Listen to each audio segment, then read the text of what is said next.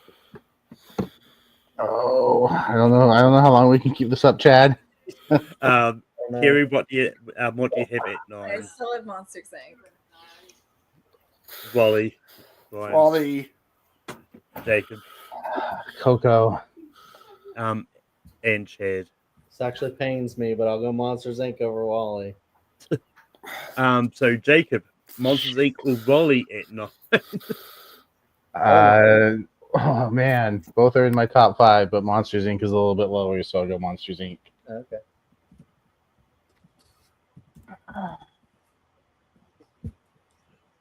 It pains me putting either of those that low, though. But sticking with Wally, Ryan, Wally. Jacob, Sticking with Coco. Chad, I'm down to up now. and Kerry. I put The Incredibles. Oh, I'm Well, changing this is Incredibles. this is I'm changing to no, it's fine. It's fine. Oh, he's gonna say Wally. but Wally or The Incredibles, Jacob.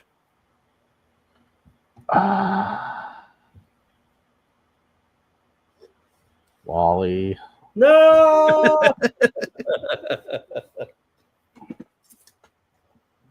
You chose wisely. No, I didn't. There was no right choice here. You did this to him.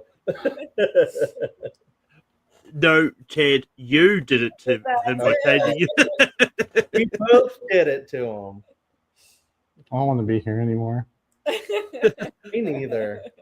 Chris, are you still in the chat? You can vote for me. But Brian, what do you have at 7? I was going to be my find email for my answer. Jacob, Coco. Chad, The Incredibles. Kerry. The Incredibles. I went Toy Story 2, but Fuck. Can I change my vote to Coco? I don't know why I erased that. I mean, you can change your vote to Coco if you want, Brian. Yeah, Coco will be my vote. Which means it's on me. So, but Coco is going to be at 7. All right. Yes. Wow. Jacob, what do you have at 6? Hold on. What's left? All 3 Toy Stories, The Incredibles, Finding Nemo, and Up. Yeah. Yeah, Up's still there. Up. Chad, Well, I wrote The Incredibles, but I'd be fine with up. Kerry, The Incredibles. sticking with Toy Story 2, Brian, Marco, decide. Up. It's gonna pick up. yeah, I do.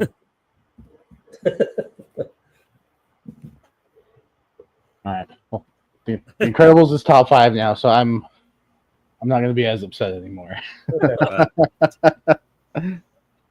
Oh, shit! Now I have to.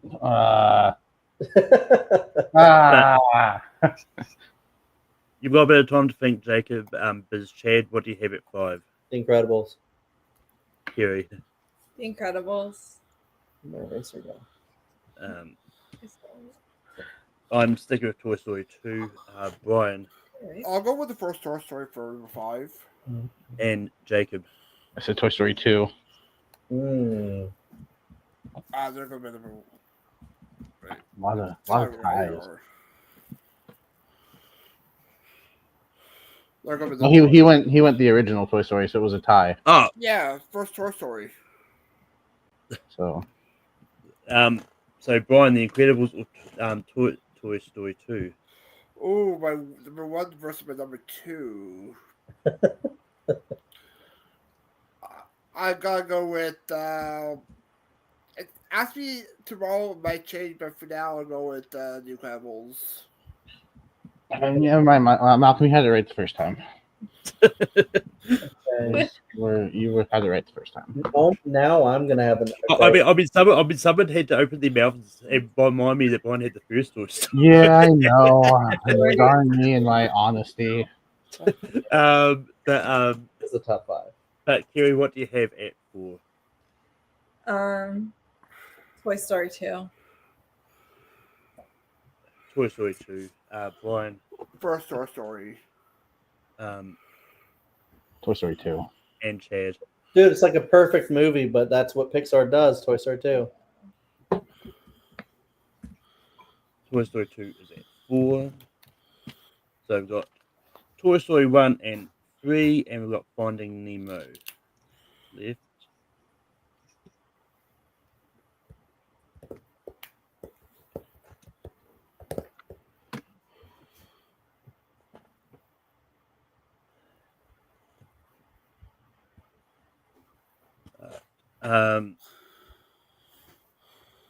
That's on me, and I went Toy Story. Brian.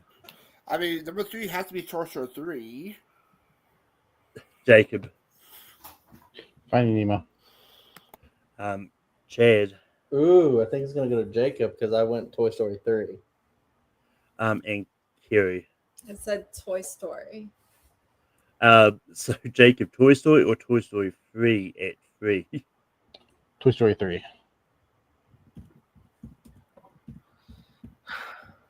Oh, Toy Story 3 made it much higher than last time. So. Oh wait. But this time, instead of going for number 2, we're going straight to number 1, and it was between Toy Story and Finding Nemo.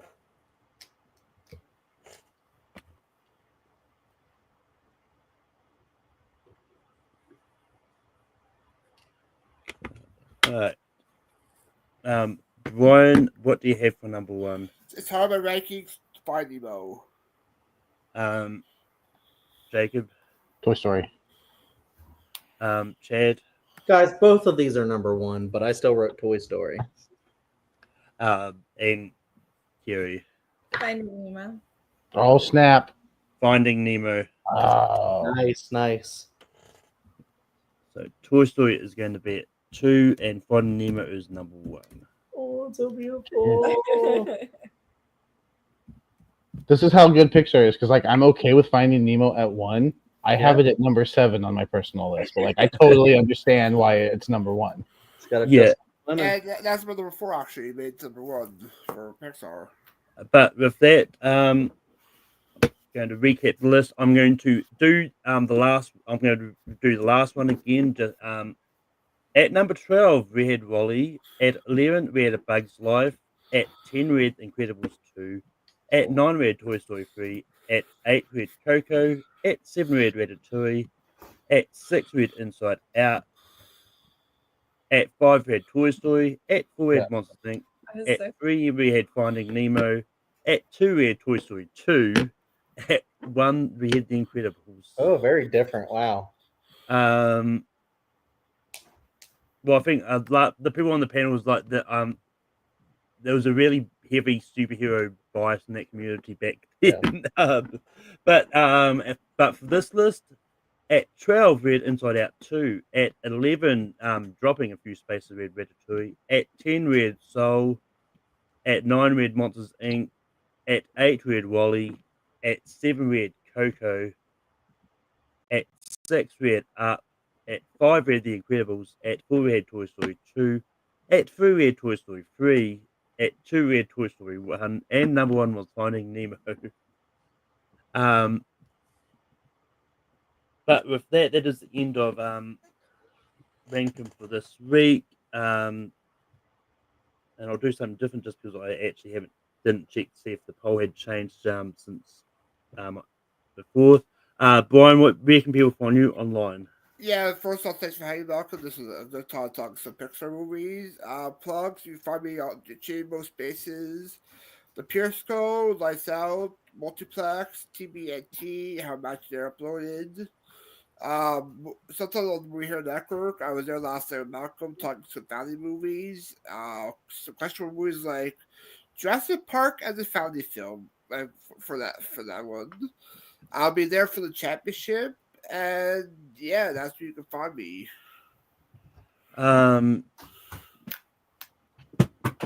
But I mean, I as I said last time, I did defend Jurassic Park fan. I know, yeah. But Jacob, we can move on you online. Yeah, online you can find me over on the Lonely Marks Wrestling Podcast every Thursday at 10 Eastern. We go live and just talk wrestling, talk some news, play some games, whatever tickles our fancy. We won't be going live this week. I will be doing comedy, and Austin is on vacation, so we're kind of taking a week off. But you can find this the following week talking Night of Champions. Maybe if it's still held in Saudi Arabia, which is really close to Iran. So we'll see what happens. They're not fond of Americans over there right now. I wonder why. A cult of personality. Chad, we can move on you online. Yeah, check me out on Cinema Chat is my channel where we rank things mostly. So if you love ranking, I'm sure you do if you're watching this. Check out that as well. We do it a little bit differently, but also still really a lot of fun. Trying to do reviews and stuff. Carrie and I are working on some other stuff for the channel, and there's a lot of fun over there. Check out Welcome to Primetime, which is a horror show that Carrie and I run with our buddy Hunter, and just a lot of fun. Talk about horror movies and Buffy and a lot of different stuff.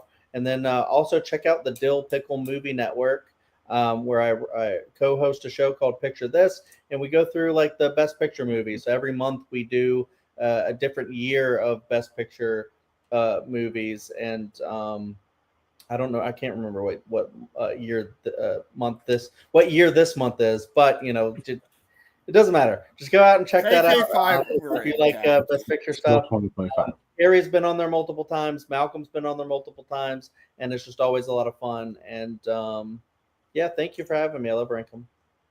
And Carrie, we can move on you online. Wherever Chad just said. But that you can find me on Rankum as I host Tape Free Productions every week. And yeah, I'm glad I checked the poll because it had changed since I checked it last night, because last night it was sports movies of the 2000s. It is now top 12 Jamie Lee Curtis movies. So next week we are going to be talking about Jamie Lee Curtis. Should be interesting to see what happens there. And you can also follow me on my personal channel as a host, Spear from the Past, every week.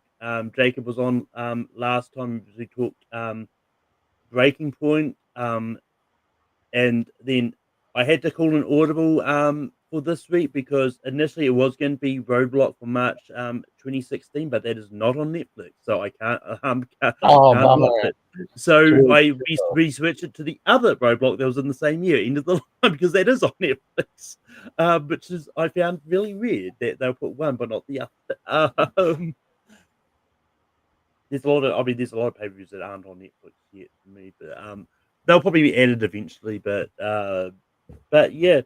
And then I'll pop up here and there on the Movie Hero network. I'm on drama movies this week, helping Jordan run it. And yeah, but until that is the end of ranking for this week. And until next time, we'll see you there. So I find something to go out on.